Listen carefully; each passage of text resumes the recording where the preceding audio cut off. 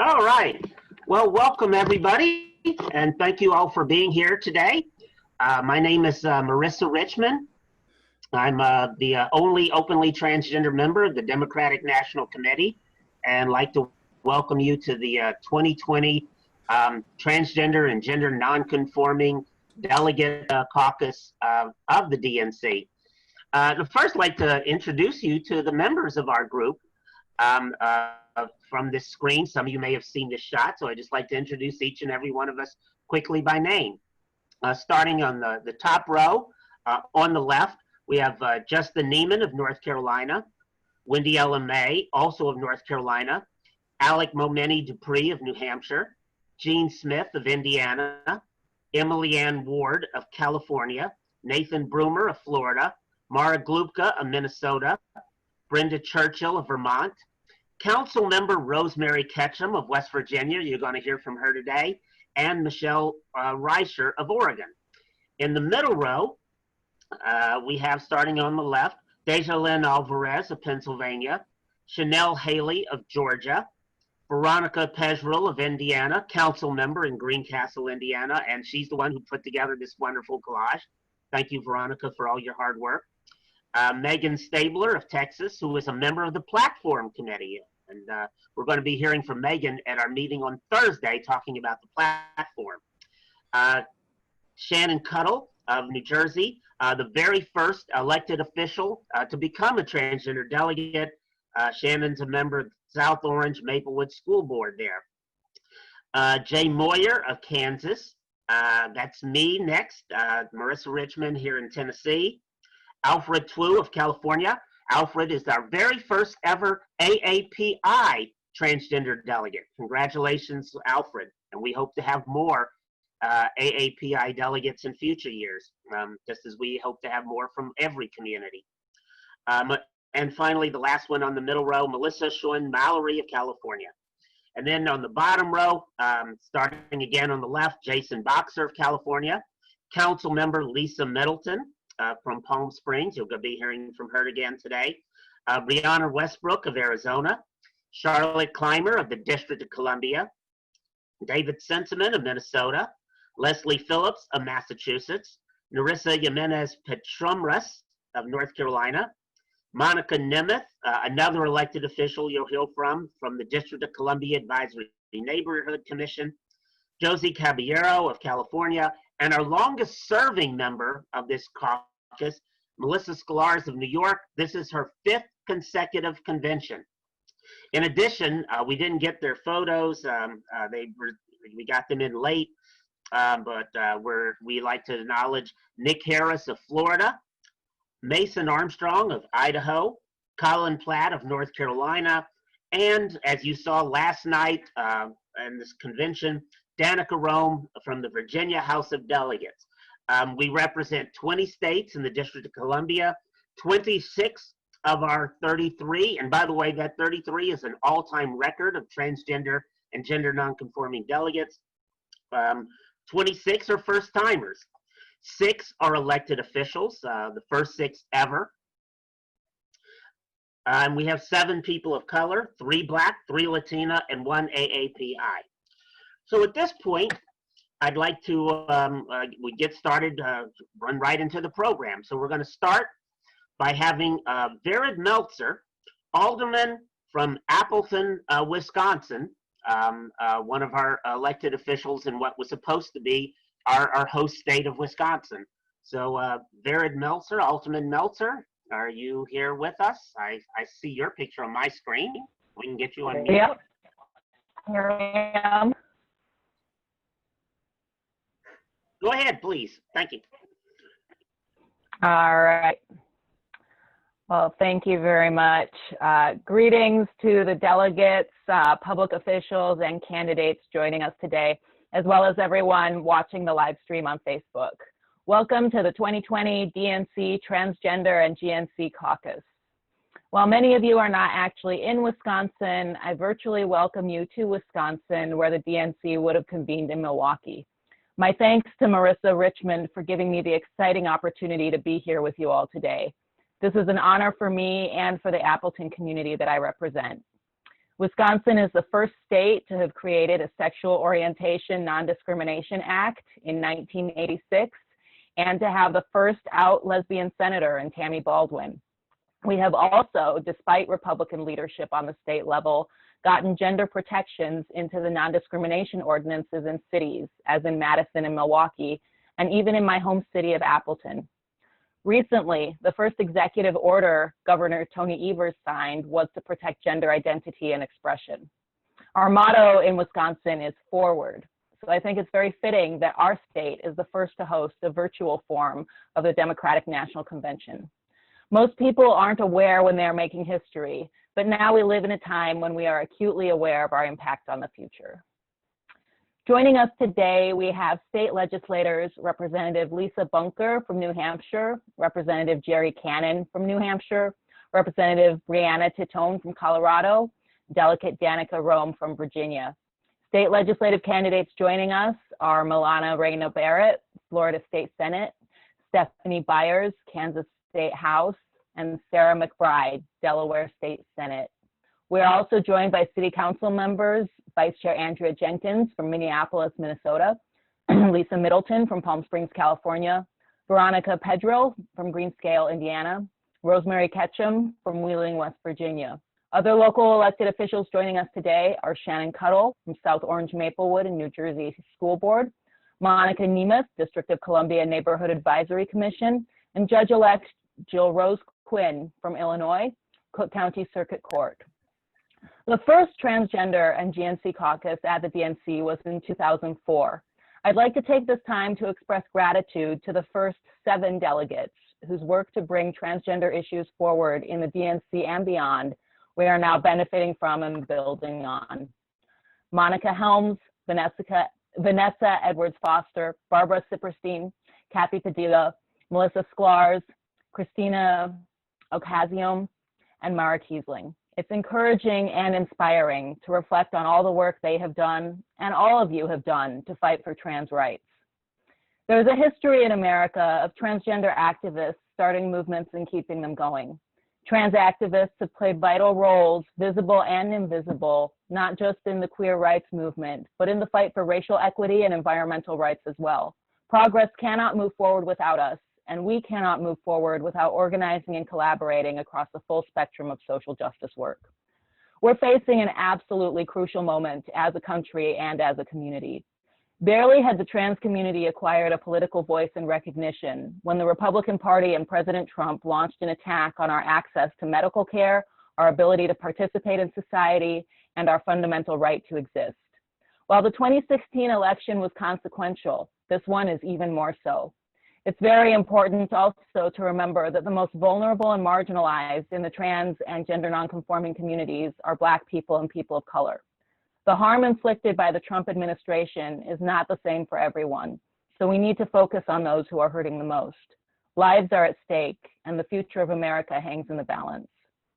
You have the opportunity, through the work you do at the DNC and at home in your own communities, to bring a deeper sensitivity and insight to issues of race, class, and social justice. Your national visibility is rising, and you're gaining political voice and power. Your voice and your ability to take action are desperately needed. As we raise our voices and move forward to continue fighting for trans and GNC rights, we are heartened and encouraged by the knowledge that we are uplifting not only our immediate communities, but every American in these pivotal and challenging times.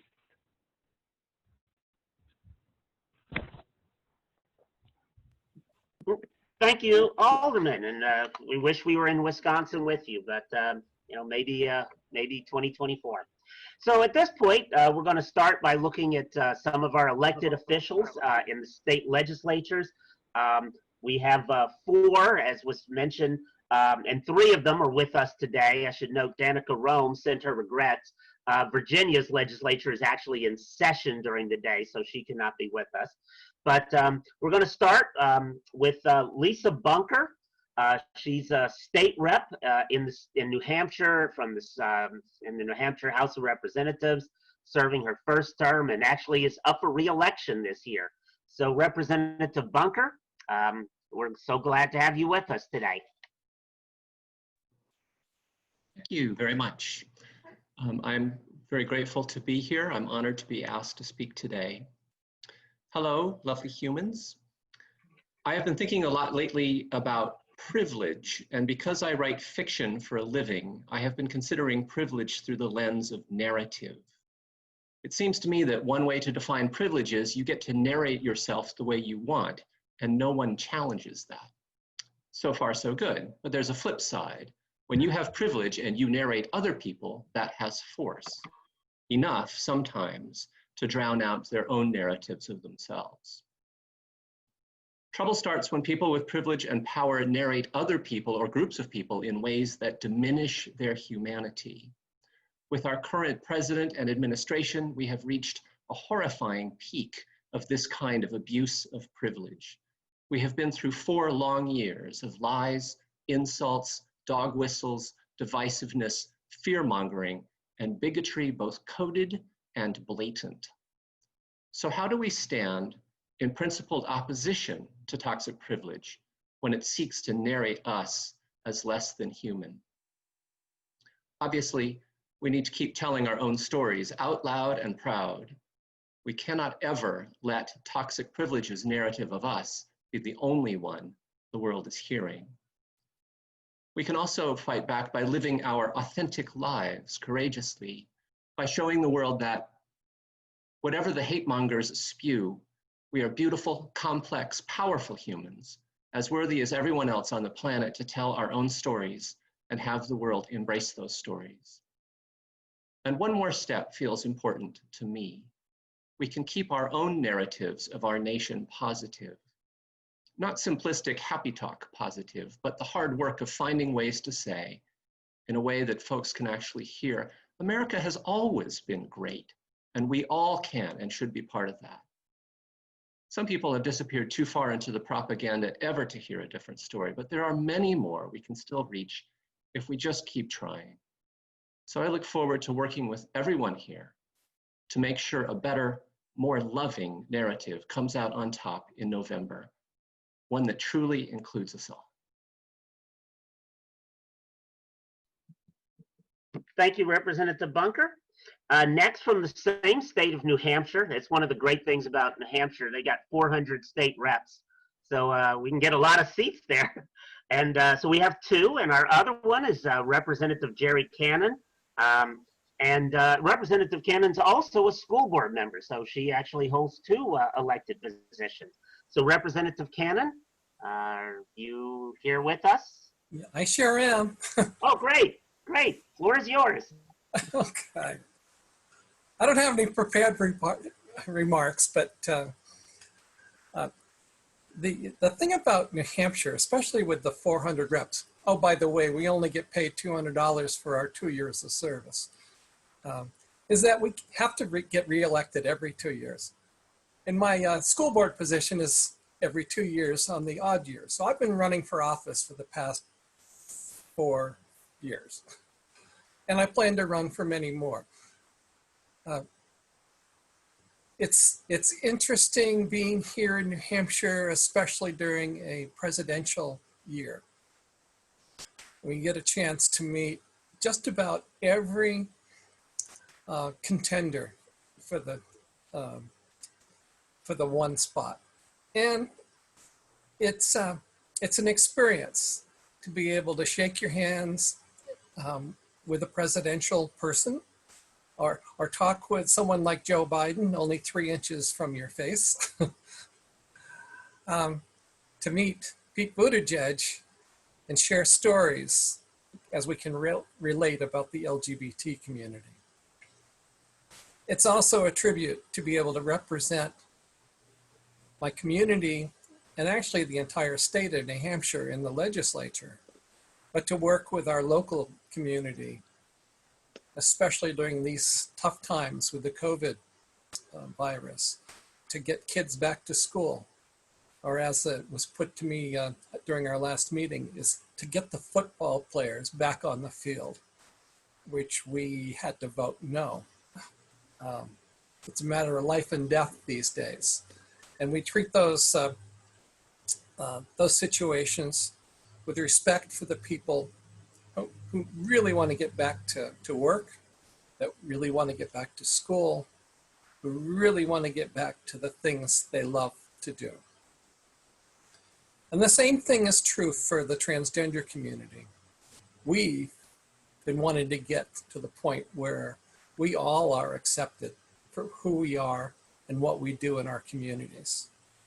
And we've been working hard in New Hampshire, and we have a lot of rights for transgender people, and there's still more things to come.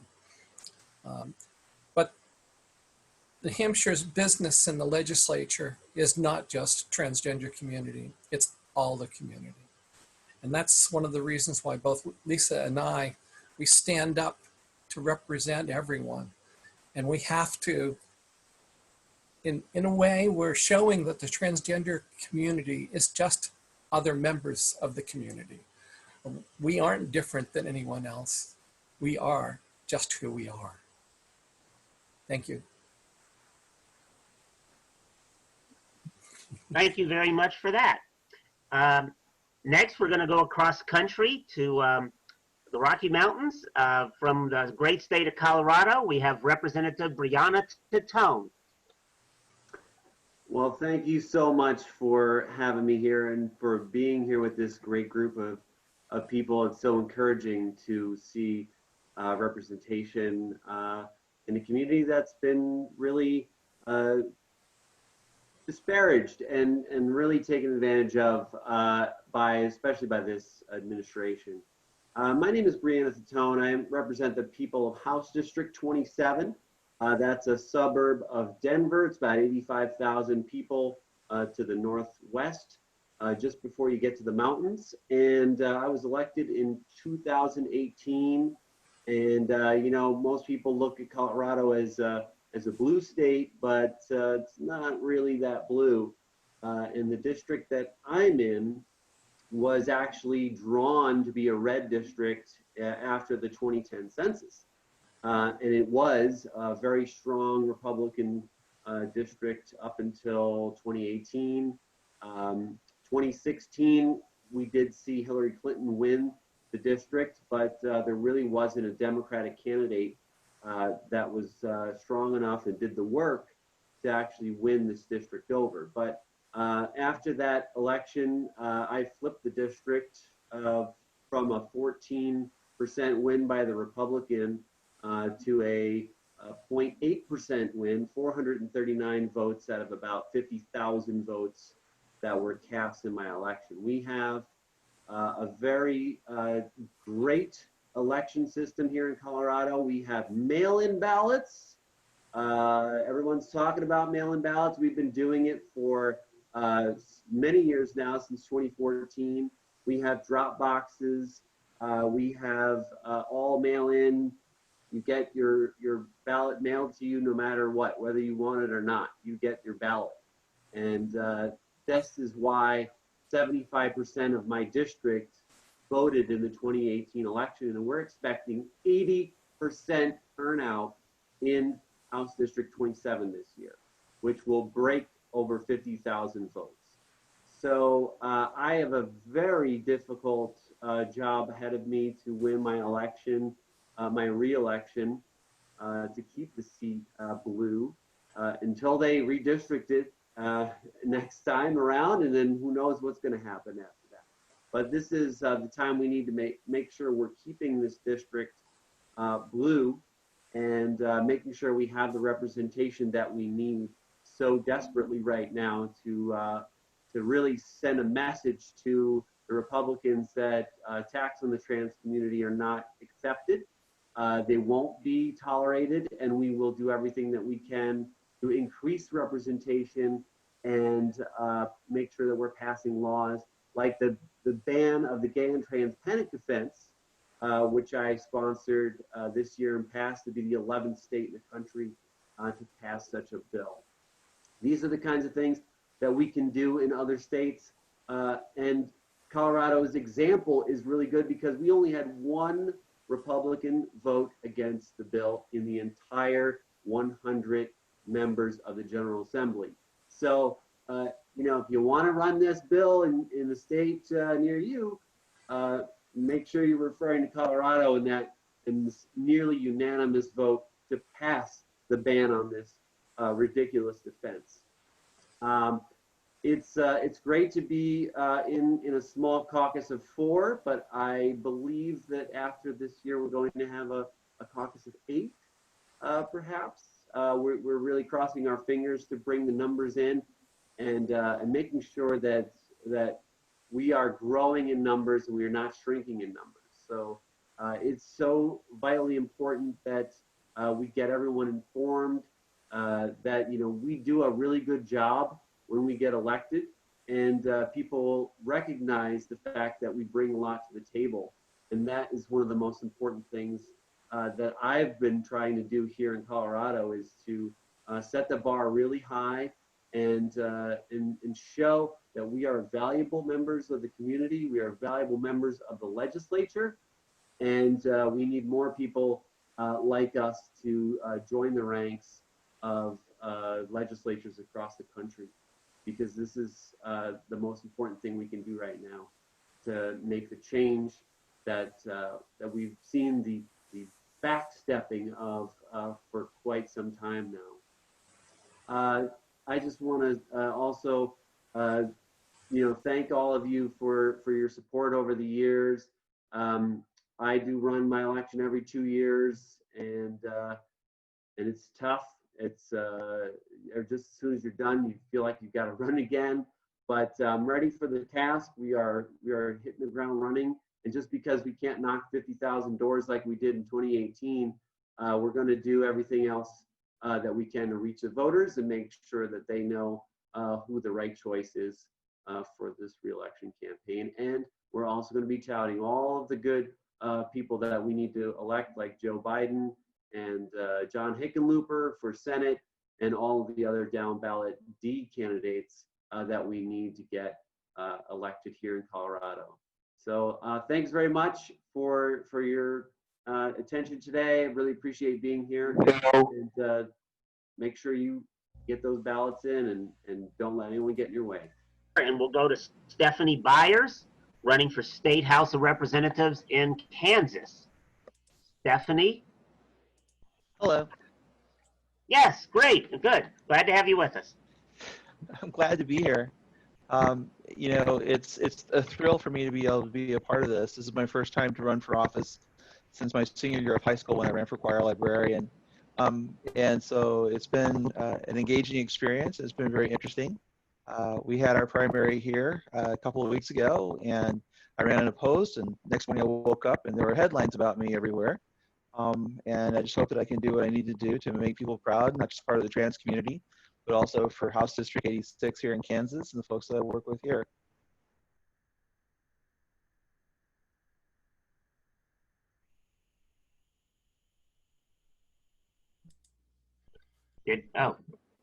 Okay. Anything else you wanted to add about your campaign before we move on? Well, this is Kansas, and I happen to live in a district that's kind of more blue than red. We realize that one of the reasons why this is becoming kind of a national thing is because if Kansas can do and put a transgender person into the state legislature, then all other states should have, be able to get that done as well. We've been working at this since October, and like most everybody else, kind of stuck in the COVID campaign mode. So most of our campaigning's been done in digital means, and it's not been, actually getting out and knocking doors. But we hope to be able to reach as many people as possible and get the word out. I'm a public school educator for 32 years and recently retired. And so I'm bringing an experience into the state legislature of, how states fund education and how that actually impacts people in the classroom.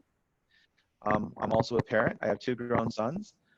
And I realize that, Kansas is one of the states that did not expand Medicaid, and we're pushing hard to try to get Medicaid expanded here as well.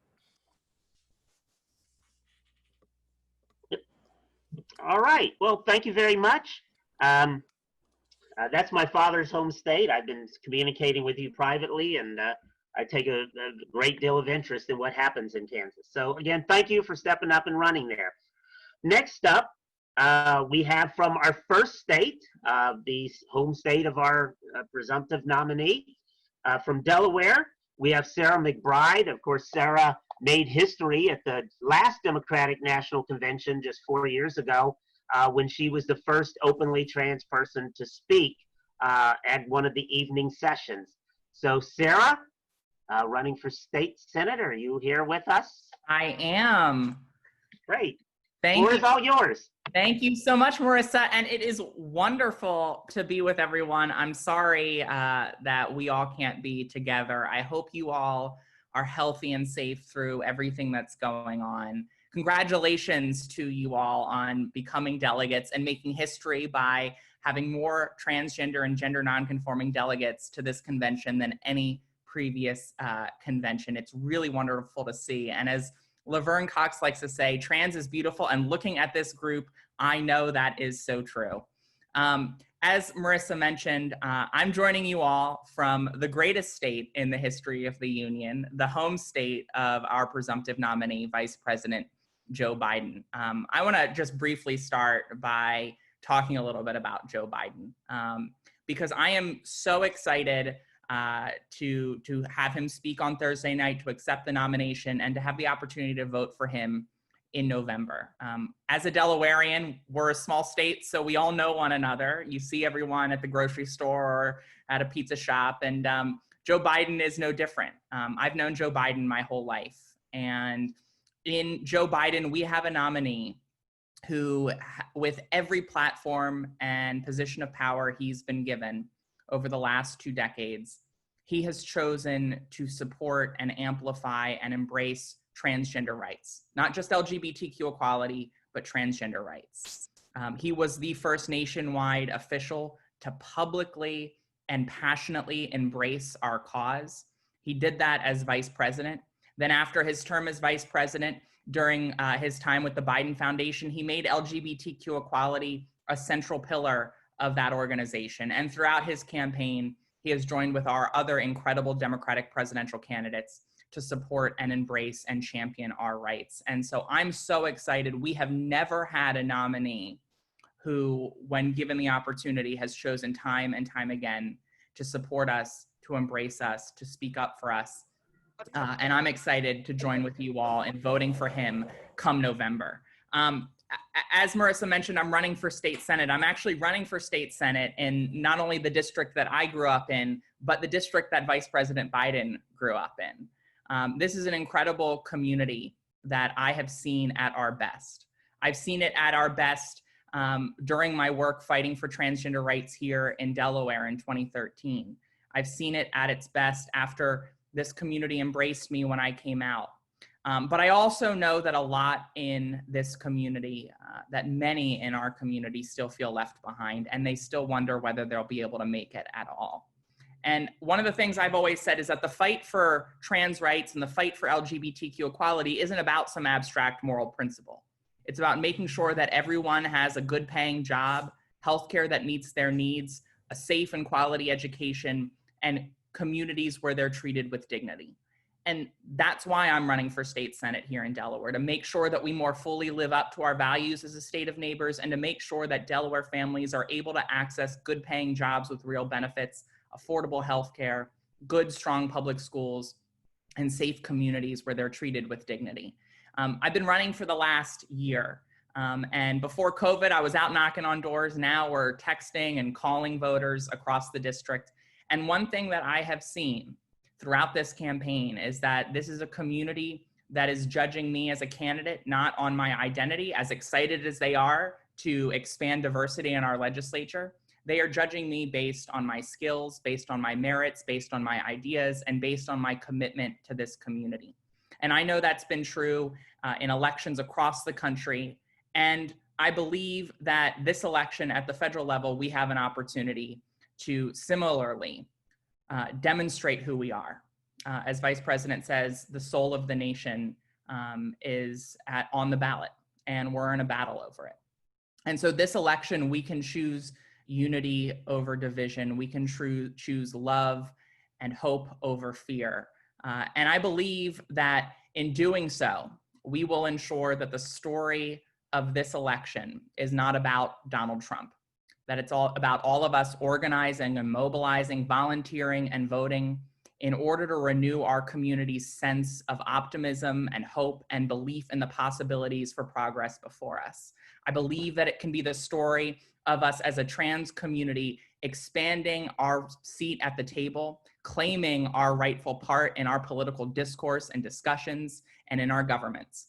And so I'm excited to work with you all to elect more transgender Democrats up and down the ballot, to elect our nation's first openly transgender state senator in my district, to make sure we reelect our incredible transgender state representatives who are currently in office, and to ensure that we have in the White House the most pro-equality president we've ever had.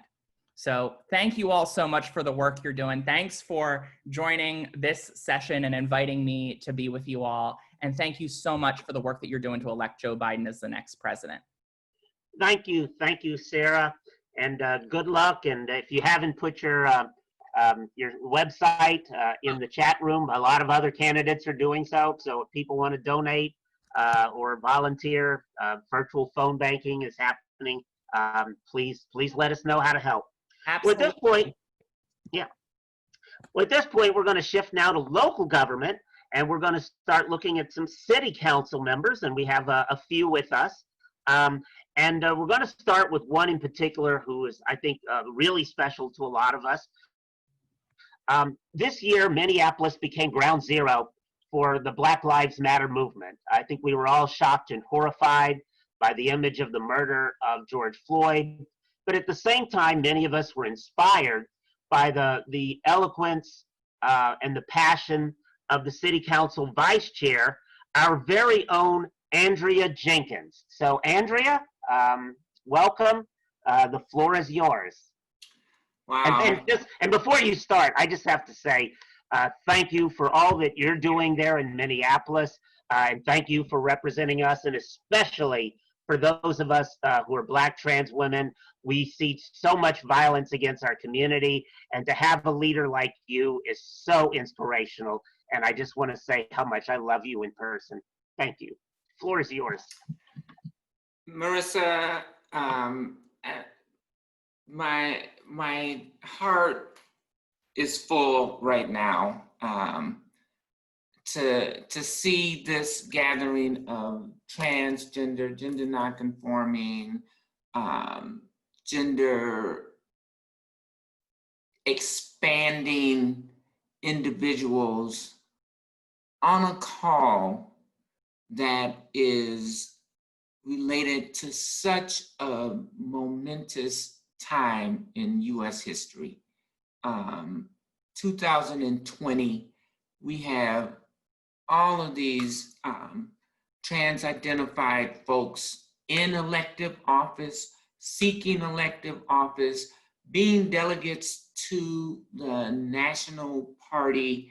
And I mean, I was just moved to tears when I heard about the original 8 of you who, was it 7 or 8, who really started this process back in 1988 and is continuing to this day. So I'm honored to be here. Thank you so much. And just to see so many friends on the call too. It's such a beautiful thing to know that, you know, when I first came out 30 years ago, and I'm gonna share an essay with you guys, I didn't think transgender people existed. I thought I was the only trans person on the planet. And now we have this broad network of trans people all over the country that are leading, that are creating, that are making waves and making change in our community. And it's such an amazing thing to see. You know, I gotta share this with you guys because right now I'm literally on 2 Zoom calls right now. If you can see this, I am on another call in New York City that is called 100 Years, 100 Women. And it is an artistic celebration of the fact that 100 years ago, today, August 18th, women were granted the right to vote. But let's be clear, it was only white women who were granted that right. Black women, though they marched with, they went through the forced feedings, they starved themselves, they were beaten and battered along with the white suffragists, but they were not included in the 19th Amendment. That wouldn't come until 1965, 1965, which we are celebrating this year as the 55th anniversary of the Voters' Rights Act that gave Black men and women the right to vote in this country. And so many times, people ask me, why does my vote matter? Why would my vote matter?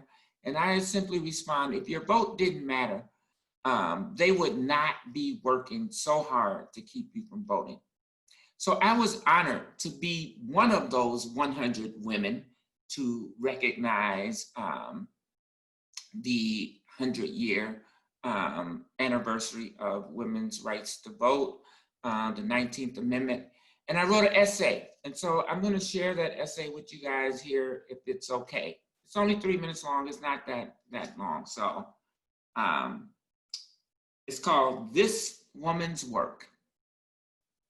It's been over 30 years since I first publicly came to terms with my expansive gender identity.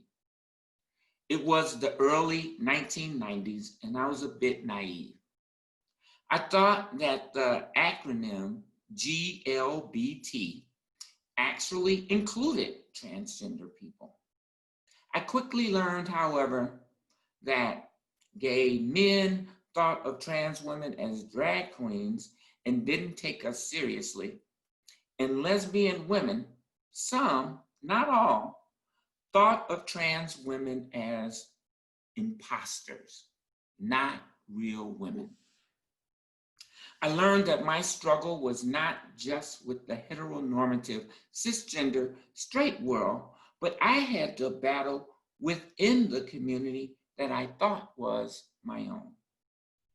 One of the tools that I employed in the fight was my art.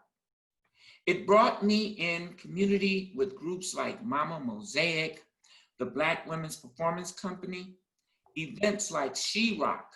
I wrote, I performed, I created with the 20% Theater Company. My art has created a lot of opportunities for me, including the privilege to be a transgender oral historian, documenting the histories of transgender people all over the country. And I'm really proud to say that some of you in this audience today are included in that transgender oral history. But the project is living online and it's at the University of Minnesota, and you can check it out. But I was recently in New York City as a participant in an event celebrating the 100th commemoration of the 19th Amendment, which gave white women the right to vote. After the panel that I was on, a white woman who self-identified as a lesbian came up to me and asked, "What do you call a man?" She seemed genuinely interested in the moment. But as I thought about it afterwards, it occurred to me that she was actually mocking me, letting me know that she doesn't think, understand, or consider me as a woman. This let me know that we still have a lot of work to do. I also think that bitch gave me the coronavirus because I have never been so sick in my life, and she continued to shake my hand. Audre Lorde says, our feelings are our most genuine path to knowledge. They are chaotic, sometimes painful, sometimes contradictory, but they come from deep within us. And we must key into those feelings. This is how new visions began.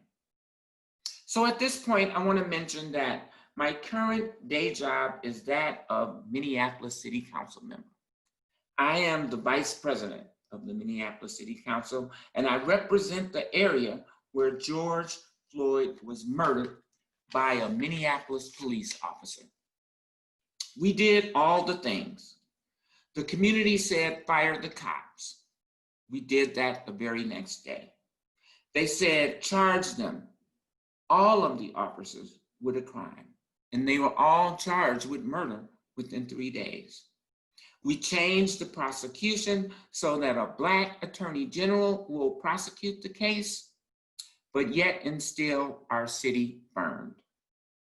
The pharmacies, the grocery stores, the post office, all of this happened along people of color corridors. It sometimes makes me wonder, was this coordinated? At any rate, the most eerily recognizable intersection trending on Twitter every day is right around the corner from my house. Visitors come from all over the world. They bring their kids, their dogs, they ride bikes, they bring flowers, they make donations. Volunteers create art and build community. It is the hub of collective imagination. There's been thousands of stories, different angles and perspectives shared about what should happen there in the long run. And while that is being determined, folks want the site to remain barricaded off. An autonomous zone is what they're calling it. So I'm trying to negotiate with this angry Black man to at least discuss safety, access for disabled people, and maybe we can disarm the security. So he continues to berate me and say, and then I say to him, you must really hate Black women. And then he says to me, I don't hate Black women, and you ain't a Black woman. You're a trans woman. So I am in my feelings, you guys. My identity is not up for debate. Trans women are women, period. And that's the battle that we are facing as trans individuals in this country. People are still questioning our validity, our identity, but the more we get into leading roles in public office, that is going to continue to change. In 2014, Joe Biden said, the transgender movement is at a tipping point. It is the civil rights movement of our time. And so we must get Vice President Joe Biden and his running mate, Kamala Harris, elected to become the 46th President and Vice President of the United States of America. I'm here to make that happen, and I want to work with all of you to make that happen too. I'm so honored to be a part of this conversation. I see Lisa, my good friend from Palm Springs, and I'm just so honored to be a part of this moment. Thank you all so much. And I appreciate you all. Goodbye. Thank you, and we appreciate everything. And yeah, I think we all join together in applauding your leadership. And you just mentioned Lisa Middleton, so she's our next speaker. Lisa is actually one of our delegates, and and she is an elected official, also serving on the city council out in beautiful Palm Springs, California, a bit of a difference weather-wise from what you get in Minneapolis. And so council member Lisa Middleton of Palm Springs. Thank Welcome. you. Thank you. What a pleasure to be here today virtually with all of you, and to see so many familiar old friends and dear friends, as well as so many new faces. I'm Lisa Middleton, Palm Springs City Council. I have the pleasure of announcing to you that I am running for re-election, and I will be re-elected as absolutely no one filed to run against me. So that's really quite a pleasure, and quite it says so much about the city of Palm Springs. In the last couple of years, we have been voted the very best place for a member of the LGBTQ community to retire. I invite you to consider retiring to Palm Springs, because we will immediately put you to work volunteering in any number of activities. We usually give folks 1 or 2 weeks to settle in before we show up at your doorstep asking you to volunteer for a neighborhood organization, for a charity, or some other place where you can do good work in this remarkable community that my wife and I get to call home. As I was thinking about something to say, I go back to the most moving moment of my first campaign race. I was at a large reception. It had gone extremely well. At the end of the event, there was a reception line so that I could get photographs and shake hands with the folks that had attended the meeting. And one of the small groups was a little girl about 5, 6 years old, and her proud parents standing smiling behind her. And as she came up to me, she shuffled her feet back and forth, and then she reached out her hand and she said, "Hi there, I'm Lori. I'm like you, I'm transgender." And my heart just about broke. And we went off a few minutes later after the line was complete, and just sat down and talked for probably 15, 20 minutes. One of the most wonderful conversations I've had in my life. But in the last 4 years, little girls like Lori have lost the support and the defense of the Department of Education and the United States federal government. 4 years ago, when a transgender child with their proud parents showed up at a school asking for support and asking to live authentically their life, they knew if they didn't have support at their local school, if they didn't have support at their school district, they had the support of the United States government. That is what is at stake in this election. Are we going to have 4 more years of an administration who will turn their back on little children? Or are we going to have an administration that will stand up for the weakest, for the, in many respects, the bravest of us all?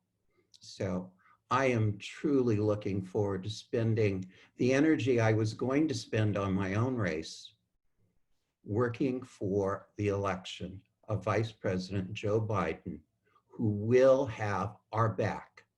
Thank you all. Thank you very much for everything. Next up, we have from Greencastle, Indiana, Veronica Pedro. Veronica, who's actually been moderating this call, and she's the one who put together the collage of headshots that you saw earlier. So thank you for all that you're doing, and all yours. Thank you so much, Dr. Richmond. I want to extend a big thank you to all the attendees and viewers on our caucus call today. My name is Veronica Pedro, and I'm speaking to you from Putnam County in rural Indiana, where I serve as the 3rd Ward Counselor for the city of Greencastle, population 10,000. It's my great pleasure to be among this group of talented and committed trans and gender non-conforming Democrats who are serving in or running for public office in their communities. Each day that we represent to our communities as our most authentic selves is an act of progress for our own civil rights. for those of our communities and for those of a younger generation coming to terms with their own gender identities. It's an act of political courage for each of us just to be. The late speaker Tip O'Neill is often credited with the adage that all politics is local, and this has never been more true in the context of trans visibility. In my election last fall that gave the Hoosier State her first openly trans elected official, I faced an opponent who used hateful language and resorted to dead naming as a political tactic. In the end, my community of 15 years affirmed the faith and good neighborly love that I had placed in them by granting me a 33-point vote spread over my opponent. My canvassing chair is mom to a 7-year-old trans child named Rose who had just transitioned. So we were in the fight together for her.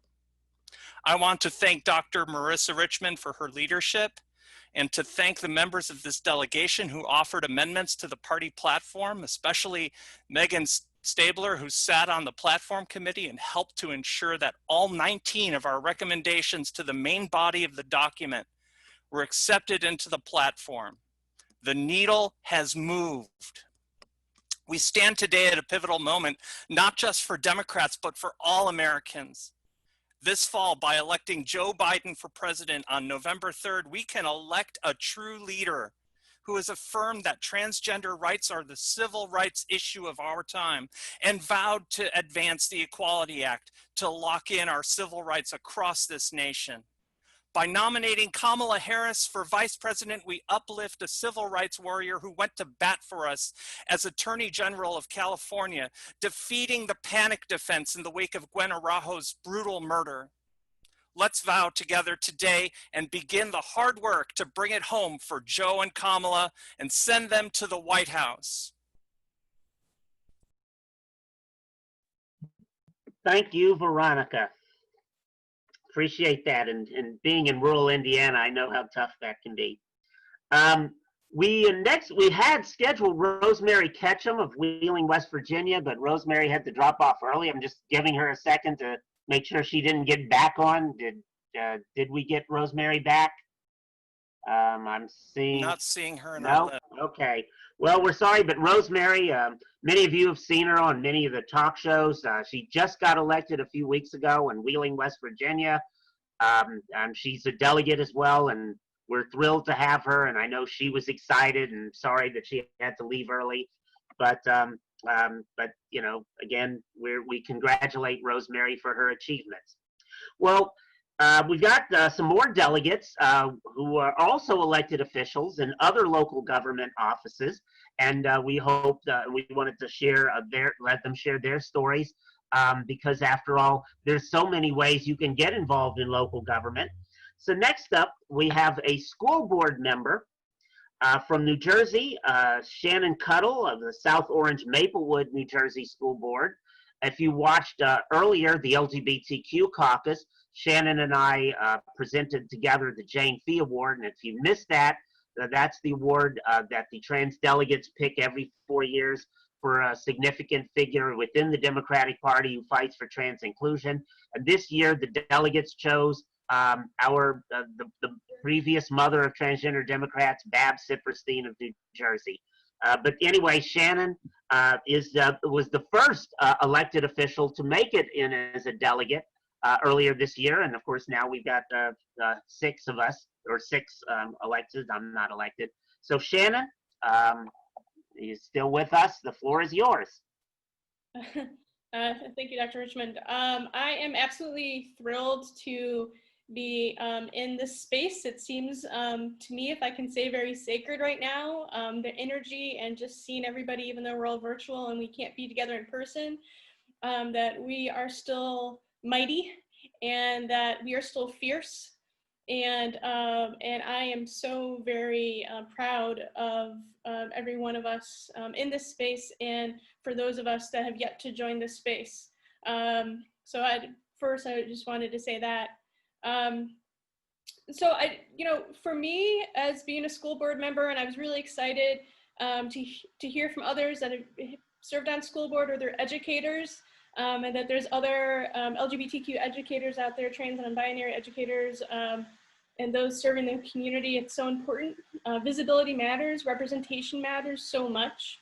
And for those that take the step to do that, one of the things for me, so I serve on the South Orange Maplewood Board of Education. I'm also serve as first vice president.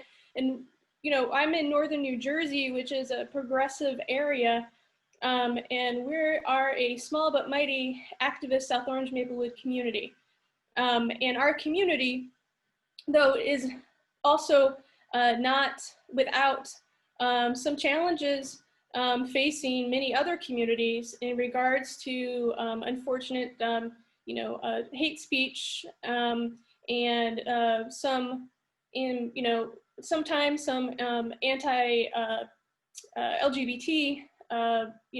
conversations. It's few versus far between, but I say that not to say something that, it's not uplifting about my community, but there is all communities when we are able to be authentic and be ourselves and be brave and come forward in all of what we do, that matters so much. And it can change hearts and minds. The conversation that was happening with Lisa mentioning about the young person, I can recount last fall, I was in Starbucks before I was heading actually to a Board of Ed meeting, and I had a parent say, board member Cuddle, can I talk to you for a minute? You're in the middle of Starbucks, but do you have a moment? And I'm thinking, okay, in my head, I'm like, what do I do? Okay, what could this be about? What's currently going on? All right, I'm gonna prepare. And the mom then explained that their child over the weekend had come out to them and said that they had used me as an example, and the parents knew who I was, and the parents weren't aware that their child knew who I was, right, in the school district. And it really created a moment, and that was really impactful and powerful. And one other thing here I want to really talk about briefly about the education system right now and the attack that's been happening with LGBT students, trans students' rights, with removal of Title IX, Title VII. There are so many things right now that we see LGBT students that really need to be uplifted right now, and especially during the pandemic. There are so many LGBT students right now that don't feel perhaps safe or secured and need extra support. And it's so important that they can be able to reach out to other leaders and officials in their community that can look up to get that type of support. And, I do, if I may also, want to say, because we did just come off of giving Babs the Jane Fee Award, is that, Babs was just so instrumental in do so many amazing things here in the state of New Jersey. She is a foundation and a force to so much change that's happened over the last 20 years in our state. And it's because of her that I'm able to be here with you all today. Just want to make sure that we touch on that and the tremendous work of so many other amazing LGBT and transgender and non-binary advocates in the state of New Jersey that we have yet to know their names, but they are actively working every day. It has been amazing for me to see as a school board member that as I've been around the state talking with other school board members, how now they'll, take me aside, and some of them tell me, I haven't been out with this, but I have a trans or gender non-binary child at home, and that's why I ran for school board, or that's why I'm, doing the advocacy and the work that I do, and working to make inroads within building a community to help create more welcoming, inclusive schools across the state of New Jersey, and trying to create that cohort around that, which is so vitally important. And so just one last plug I would just want to say is that, the challenges that are different for, I think, on each level of being elected official and being LGBT, being trans, being non-binary, and at different levels of service in government, But for anybody watching at home, or perhaps anybody just participating here with us, we need you to run. We need you to take those first steps on the local level, and not to listen to maybe the little voice that says, maybe you're just not good enough. You are good enough. Take the first step. Don't let anybody give you permission. That you know that you can stand up, start in your local level, volunteer for your PTA, school board, look at your town council, see if there's any positions that you can be support of auxiliary positions that they might have, and all the way up, because even in the state of New Jersey, though we have such a progressive state with amazing LGBT protections, and with Governor Murphy leading the way in so many ways. New Jersey just got, the LGBT curriculum bill that was signed into law by Governor Murphy. We don't have LGBT representation in our House and our Senate in our state. And so if you are watching and you are from New Jersey, please consider to run. We need you. Visibility matters, representation matters. And with that, we look forward to organizing and going blue and electing Joe Biden this fall. Thank you. And thank you for having me with you today. Thank you, Shannon. Thank you for all that you're doing. Next, we have from our nation's capital, Monica Nemeth. Monica is an elected official and a delegate, but specifically serves on the District of Columbia Neighborhood Advisory Commission. So welcome, Monica. We'll look forward to hearing what you're doing there in DC.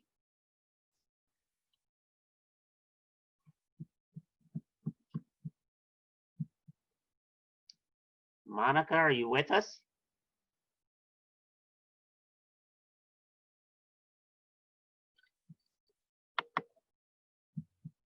If not, if we don't have Monica, then we will go on to our next speaker. Next, we have Jill Rose Quinn. Jill is running the best possible campaign you can run. She's running unopposed.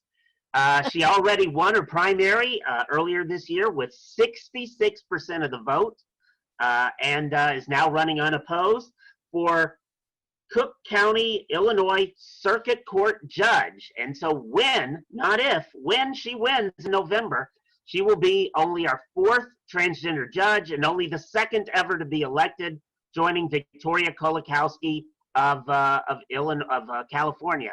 So Judge Quinn, Your Honor, court is now in session. Okay, well, thanks a lot for letting me be here. I am really thrilled and really honored to be part of this this presentation. As we said, my name is Jill Rose Quinn. I am the first openly transgender judicial candidate in the state of Illinois. Since I'm running unopposed in November, when I'm elected, I'll be the first openly transgender judge in the state of Illinois, the 5th openly transgender judge, and the 2nd elected openly transgender judge in the country, and the first openly transgender elected official in the state of Illinois. I'm a lifelong Democrat. I was 2 weeks shy of my 18th birthday for the 1972 presidential election. So that whole Nixon thing, maybe I had something to do with that. I'm sorry, that might have been my fault. But I voted in every election since then. And I'm wearing blue today because I expect a blue tsunami in November, led by Joe Biden and Kamala Harris, and I'll be part of that. And I stand on the shoulders of 2 giants. Phyllis Fry of Houston, Texas, the first openly trans judge appointed to office, appointed by an openly gay mayor of Houston, Texas, openly lesbian mayor, and also the first openly trans judge elected to office, Vicky Kolakowski of Oakland, Alameda County in California. Phyllis Fry, when I met her for the first time in 2012, told me that there weren't enough of us. There weren't enough trans people in politics. There weren't enough trans people out in the world. And she said that I needed to be a judge. I needed to be number 3.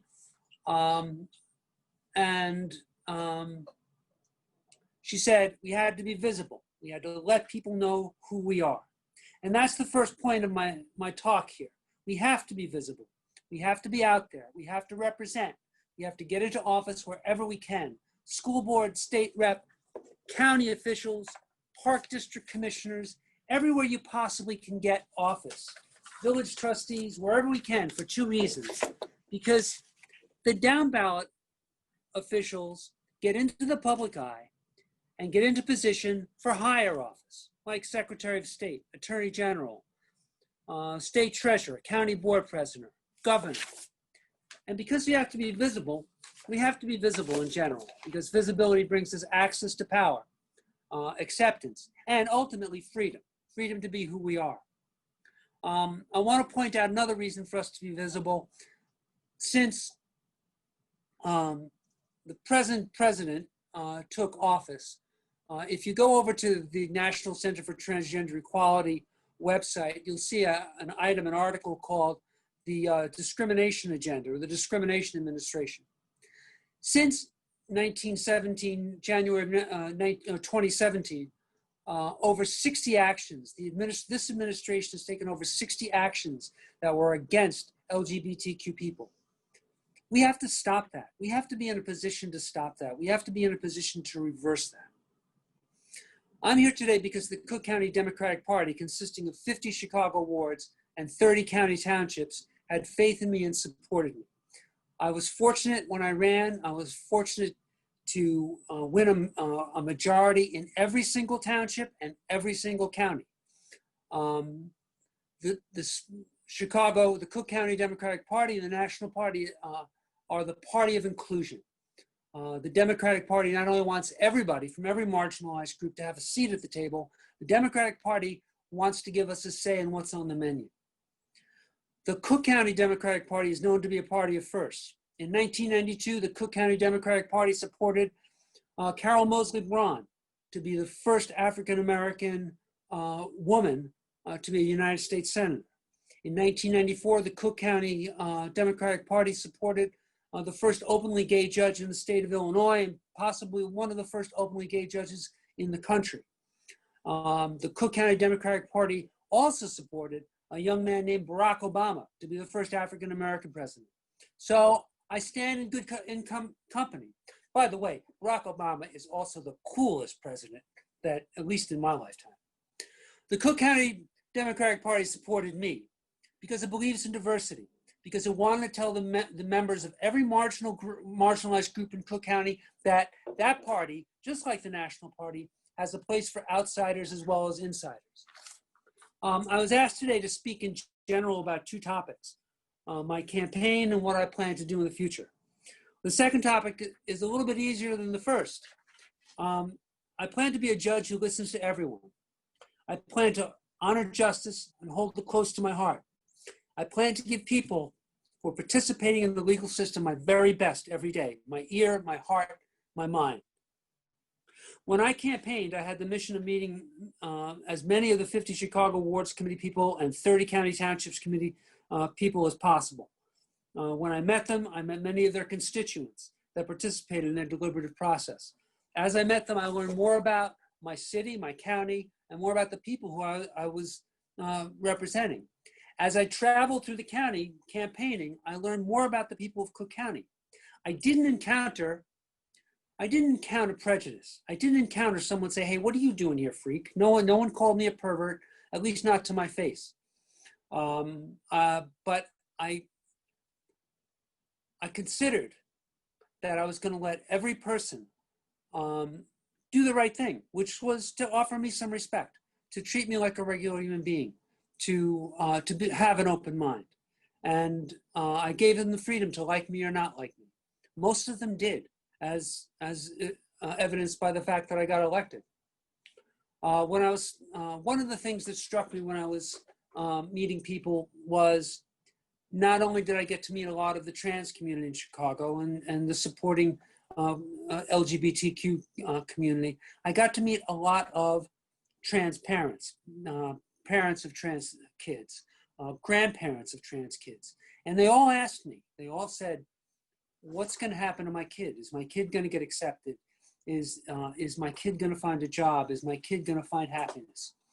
And that's another reason why we have to be out there, because we want to be there for those parents of trans kids to say, okay, I'll support you. Okay, I'll be there for you. I'll make it a little bit easier for them to defend those kids to their friends. Make it a little bit easier for them to support their kids and help their kids and love their kids. I was never alone. I was welcomed. And the one thing I learned in this whole process was that it's easy to be welcomed. In college, I was a political science major, but I've never been a politician until just recently. And the first thing I learned is that it's easy, almost disgustingly easy, to get involved in politics. The first step, I mean, you just go on the internet, you look up, you find out where the county party meetings are. You find out where the city council meetings or the school board meetings are. And the second step is you show up. And the third step is to show up again. And maybe at the third or the fourth step, someone asks for help to distribute something, or to bring coffee, or to bring donuts, or do something else. You raise your hand and you do some help, and you give some help. And before you know it, you're a politician. Before you know it, you're a community leader. A lot of people have spoken at this convention and at this caucus about big issues: racism, the economy, the pandemic, our world position, tyranny in our country. So I want to address a big issue that has a small scale, and that is that everybody needs to get involved. Everybody needs to step up. I'm going to correct you, Veronica, and tell you that Tip O'Neill may have said all politics are local repeatedly, but the originator of that phrase is Chicago's journalist Finlay Peter Dunn. He said all politics are local, and he's right. If you want to get elected president in this country, it's been said that all you have to do is say, I'm going to fill every pothole in the country. And I think you'll have a good shot at it, because potholes affect people. But what I'd like to say is down ballot races are important. Every race for commissioner, every race of something, every race for treasurer of something, school board, it's important. And LGBTQ people need to take positions in those down ballot races, not just because might be an easier way of accessing, but if we build up the down ballot, then that provides staff and provides people to come up for the top offices. It also provides visibility. It also provides access for other people to get in somewhere.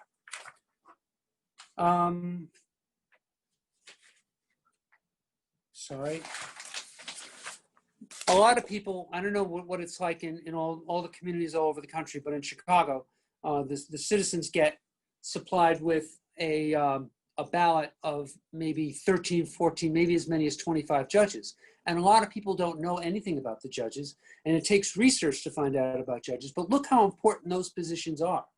Judges are among probably the only political person or elected official that people actually have a chance of being in face-to-face contact, or nowadays going to Zoom court with them, but to be in face-to-face contact with. And judges have a unique position to affect people's lives. A judge can listen to a case and write an order, and that order no one questions unless it gets appealed. And then 3 judges question it.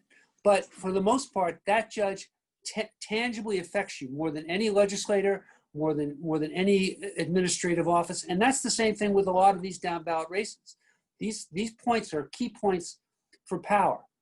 And while I'm speaking about how important it is for LGBTQ candidates to get involved, I want to give a little pitch for the Victory Fund, which has probably supported a lot of these LGBT candidates that are here. Danica Rome, Lori Lightfoot, Mayor Anise Parker from Houston, all these folks, Tammy Baldwin in Wisconsin, all these folks were supported by the Victory Fund. And the Victory Fund not only provides some fiscal support, some monetary support, it provides excellent substantive support. It provides an excellent training conference for 3 days you can learn enough to get elected if you pay attention.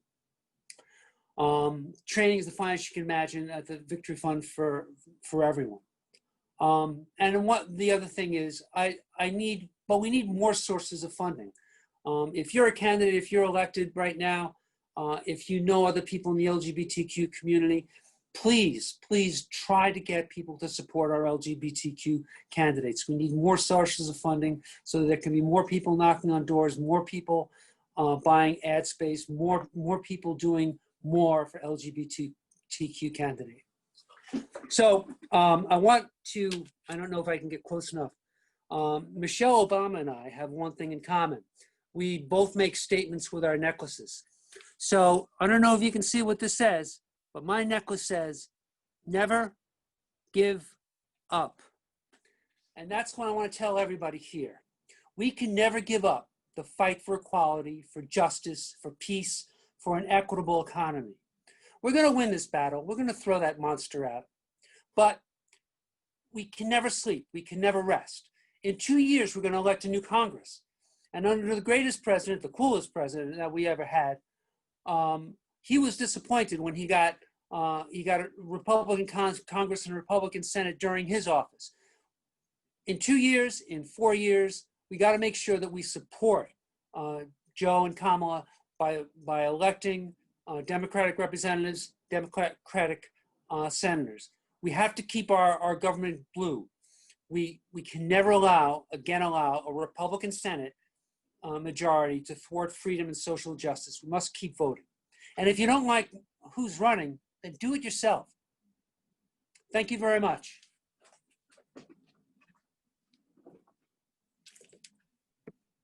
Thank you, Your Honor. And we look forward to seeing you serve on the bench. And again, thank you for those words. Next up, we have another one of our delegates who is a candidate in North Carolina, Wendy Ella May. She is running for Johnston County Board of Commissioners. Wendy? Good afternoon, and thank you very much. I am proud to be one of 4 gender nonconforming delegates from the great state of North Carolina. Imagine 4 years ago. 4 years ago, there was no place for non-binary. There was no place for gender nonconforming. And thanks to Babs, we have that now. This pin that any of the delegates that was at 2016 remember was pinned on me by Babs. It was one of the most emotional times that I had. I've known Babs for years.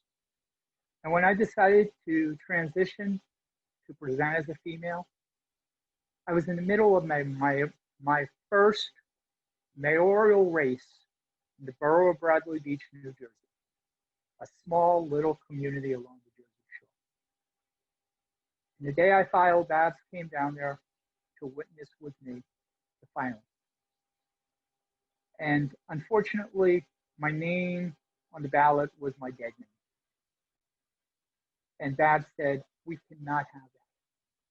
We have to change that. In 2016, I ran for Johnston County Board of County Commissioners. After living here 91 days, I got 34% of the vote.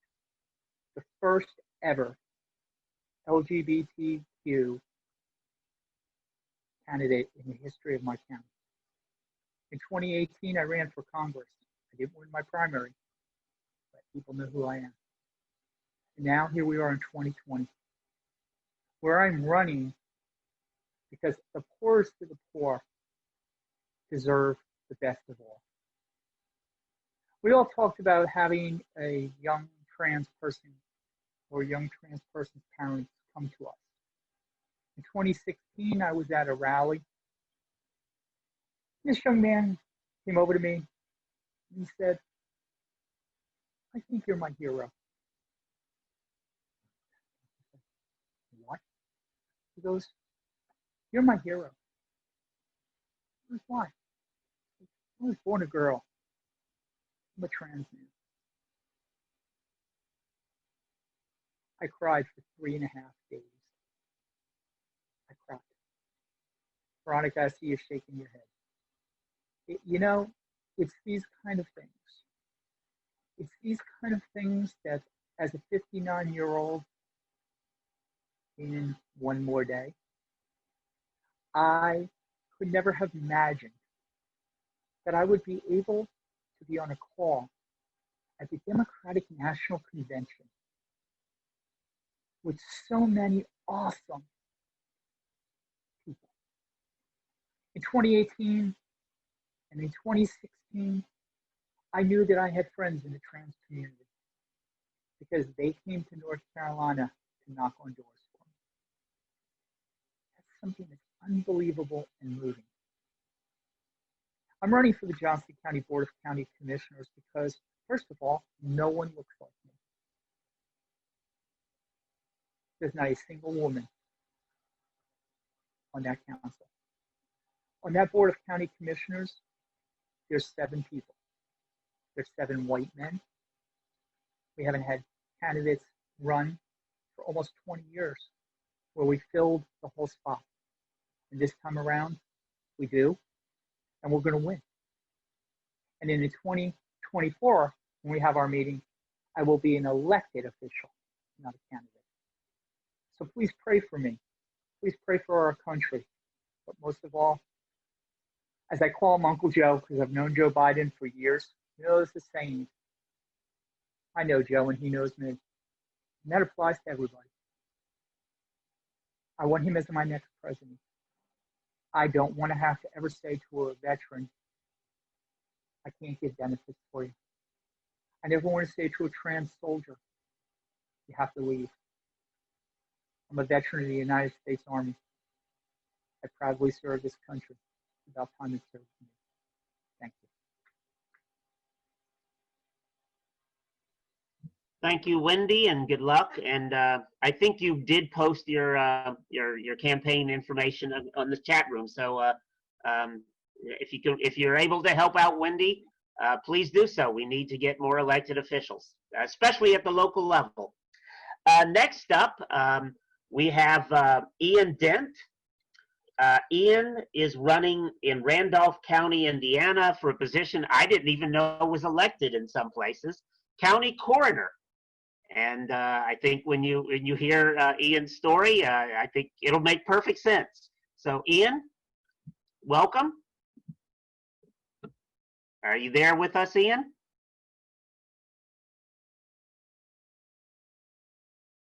He was in the room. I'm poking his side on Facebook. Oh, there you are. Great. Great to have you with us. The floor is yours. Hi, my name is Ian Dent. I'm running for the position of coroner in Randolph County, Indiana. In some states, yes, it is elected. Some states you have to be a medical doctor, but Indiana is not one of those states. I do work in healthcare. I'm a scheduler for a local home healthcare company, and I went to school to be an administrative medical assistant.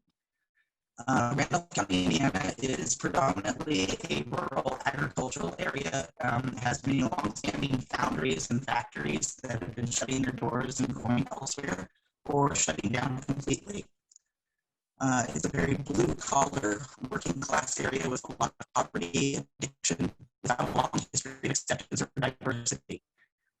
Attitudes and long-standing beliefs are starting to change, though, especially in younger generations. It leaves me hopeful for my county's future.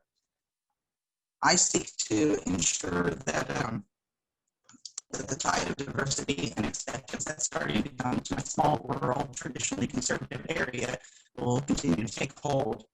Try getting closer to my Wi-Fi. I am directly in front of my Wi-Fi. Sorry. I'm having to do this through my phone because it would not let, my laptop would not let me connect for some reason. Anyway, can you hear me? Better now. Okay, there. I tried to aim the microphone at my face, but where was I? That the tide of diversity and acceptance would continue to take hold and improve the lives of the people that are here, that are in the minority.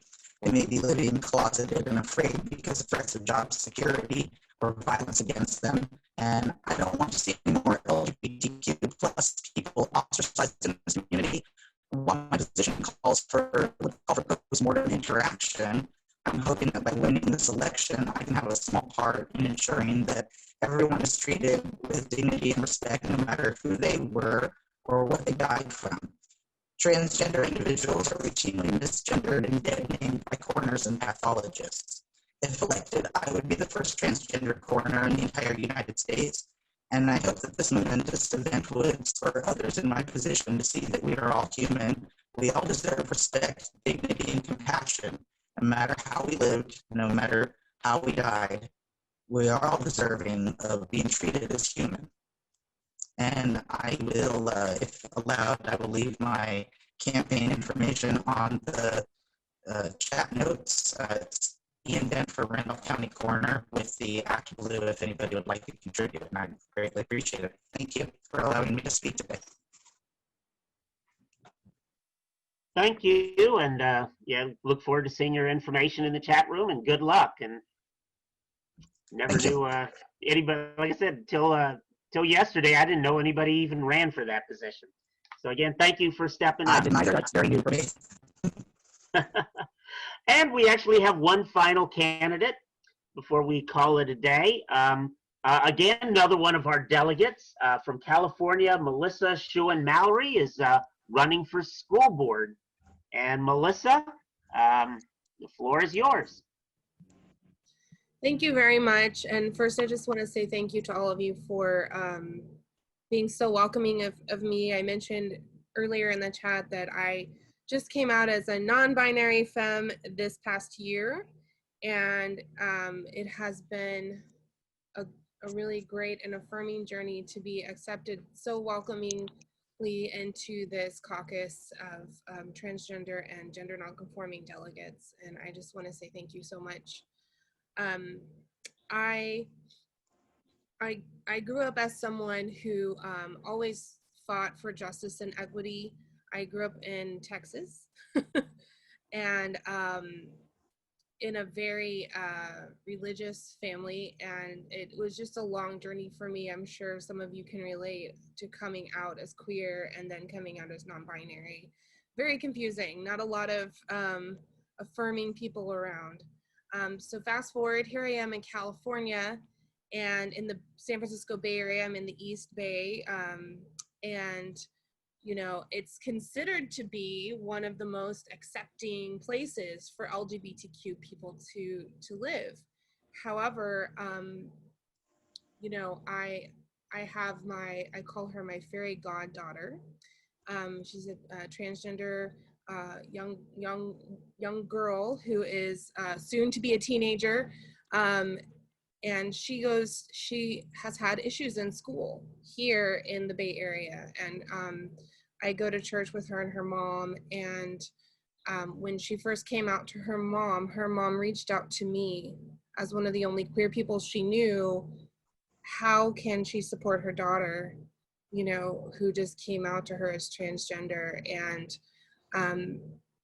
really, this is what inspired me to run for school board. You know, I had already been inspired to get more involved in politics by the 2016 election. My wife, who was then my fiance, and I watched the election results just with horror and terror. And we had been joking we would get married if Trump got elected, even though we had been planning our wedding to be much later, and ended up going to the courthouse the following week because we were afraid that our right to get married would be taken away. So, you know, this kind of thing, this representation is so important. And because of the 2016 election, I vowed to get more involved. And it isn't hard to get involved in politics. You know, I was already an activist. I was already attending Black Lives Matter protests and attending other, the Women's March and Families Belong Together rallies. And all I had to do was contact the organizers of one of those rallies and offer to volunteer, at which point I was brought in not just for setup crew, but as stage manager, and ended up getting to know a lot of our local elected officials and getting to know a lot of our local organizers who are just, very strong in organizing. And through them, found out that if I want to run for office one day, I should get appointed as a commissioner. So here I am, our first LGBTQ commissioner in Union City, California. Because of my influence on the Human Relations Commission, we flew the rainbow flag for the first time last year. And it wasn't that our city officials or our city council were against the idea, they just never thought of it. And that's where it became very clear to me that, oh my gosh, representation matters. Because none of the straight people who are allies to LGBTQ people who love our rights even thought of raising a rainbow flag at City Hall. And so I'm hoping to take that representation to the school board and help kids like my fairy goddaughter, who, in my school district, to make sure that they have a safe space to get their education.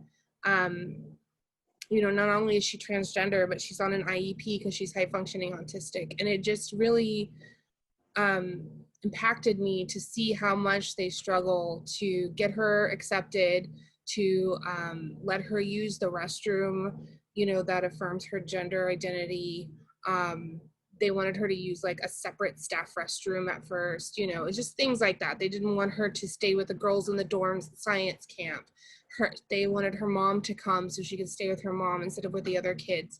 Like, it's just that kind of stuff that is just so infuriating and really just made me want to get more active. And of course, like someone said earlier, it's not just about our identity as LGBTQ people, but as our identity as activists, and leaders. And we have so much more to offer than our LGBTQ representation, although it's very important. And so my priorities are to put the classroom first, to make sure in our budget cuts that we aren't sacrificing services to our students, and to make sure that as we're going back to school after shelter in place, that we are putting safety first of our students, and also making sure that kids on IEPs, special subjects, and so forth are considered in our plan to go back. And also to bridge with the city to make sure that we're informing our families of what services are available to them when they need help. And also to decriminalize our students and in the school to prison pipeline. So thank you so much for letting me speak.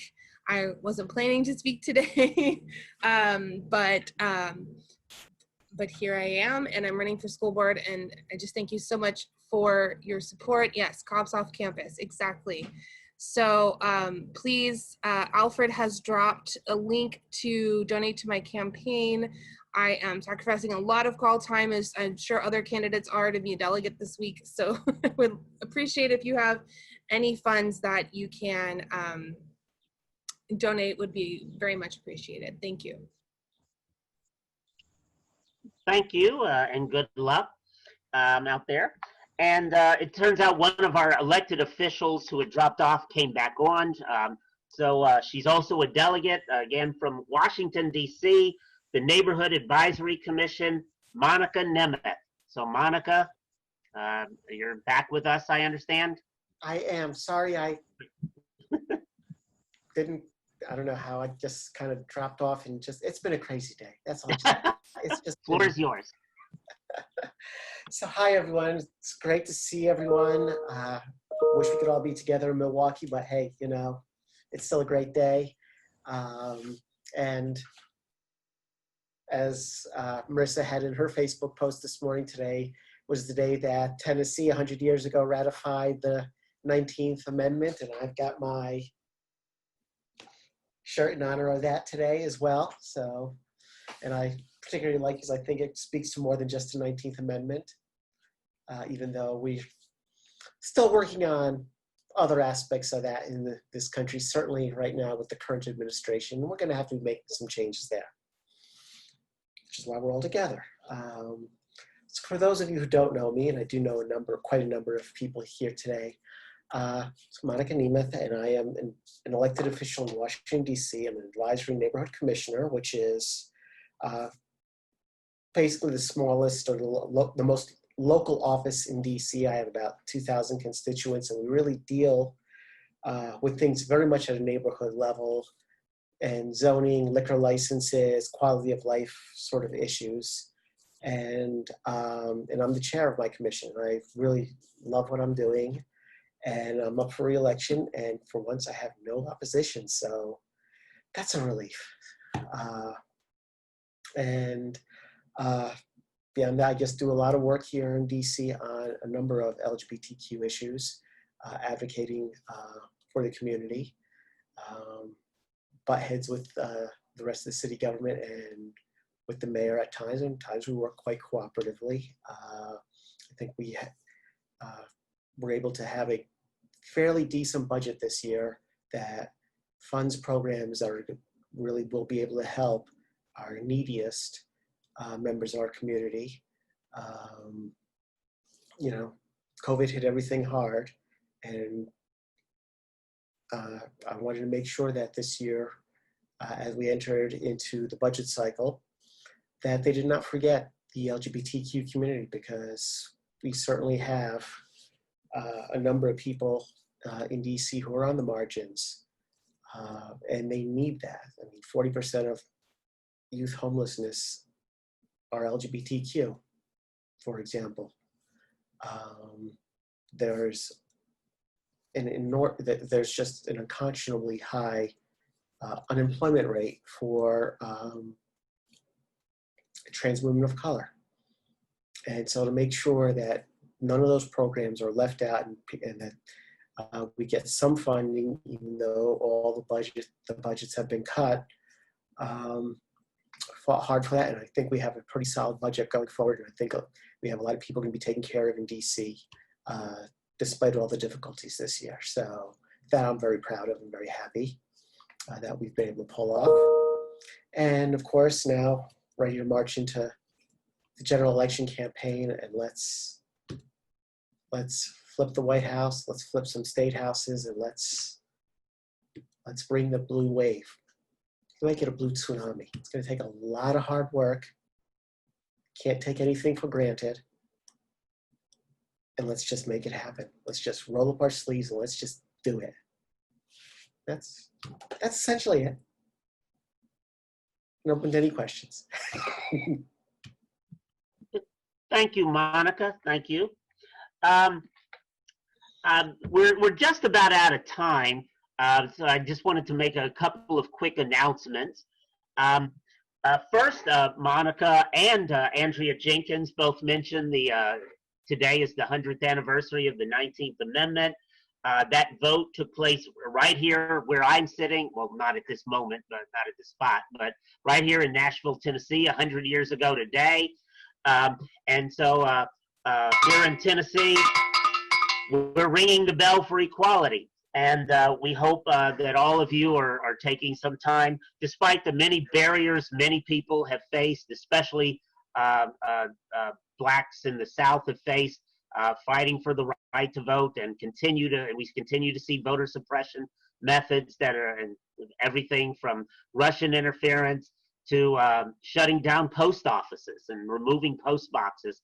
It's just ridiculous. So we need to fight against voter suppression and make sure that everybody has the right to vote and has access to the vote. And so my home state of Tennessee, the Tennessee Democratic Party, we actually have an event tonight from 6 to 8 p.m. Central Time, 7 to 9 Eastern Time, celebrating the 19th Amendment and Tennessee's role in that. We've got speakers, we've got Tennessee-based musicians, and so all you have to do is go to tndp.org to sign up to participate. And this is and every delegate from every state is welcome, and we'd love to have you and it's just going to be a fun event. And we'd like to have you join us and celebrate the 19th Amendment. And again, that is tonight, so you will not have to miss tonight's speeches. Of course, I know we were all thrilled in watching last night, probably one of the greatest first ladies of all time speak to us so eloquently. And tonight, we're going to hear the next great first lady coming up. And so we are going to finish that 19th Amendment celebration in time for us to gather, and wherever we're gathering, to watch and listen to Dr. Jill Biden. Also this morning, I got a note from Monica Helms in Georgia, who reminded me that tomorrow is Trans Pride Flag Day. So if you've got a trans pride flag, wear it, show it proudly. And then we will be back on Thursday, same time slot, 2 hours, and we're going to be talking this time, and I see several of you waving your flags. And so we're going to be back at the same time slot in 2 hours. We're going to be this time focused on issues. Megan Stabler of Texas, who cannot be with us today because of work, she's going to be kicking us off looking at the platform she served as a transgender representative on the platform committee. We've got several other speakers lined up on Thursday talking about issues from workplace discrimination to youth issues to housing and shelters, immigration, trans in the military. I'm probably leaving out one or two. So please look for the link on that. I think Alfred Biden has posted that. And we hope that you can please come back and join us on Thursday. We hope you're enjoying the convention, whether you're a delegate or you're watching it. And even if you're not a delegate this time, please consider running in 2024. We need more elected officials. We need more appointed officials. We need more party leaders and activists. We need trans people at every table from one end of this country to another. That's how we make a difference. And that's how we move the ball forward, especially for all those young people who have been talking to those of us who are elders and reaching out and saying, I'm like you. We're here as their role models that people my age never had. And so we need to keep doing that, and we need to make sure that we're visible and accessible. So again, I want to thank each and every one of you for being here today. We're sorry for a few of the technical. And I just see a note here, we need more trans non-binary elected officials. I agree absolutely 100% with that. And it was mentioned Victory Fund and a few other resources are out there to help you with training, to help you with fundraising. And these candidates and elected officials who are here are there to provide whatever information or advice they can give you about their own races. So let's stand together. And again, as was reminded to us also, we've got to elect Joe Biden and Kamala Harris. We need to elect a Democratic U.S. Senate so we can move the Equality Act and other positive legislation forward. We need to flip our state legislatures. We need to put pro-trans people on our school boards and city councils across this nation. We can make a difference. It's up to us. So again, thank you. Enjoy the rest of the day. Enjoy the rest of the convention. And I hope to see you all back here on Thursday. So that's it. And we can now sign off.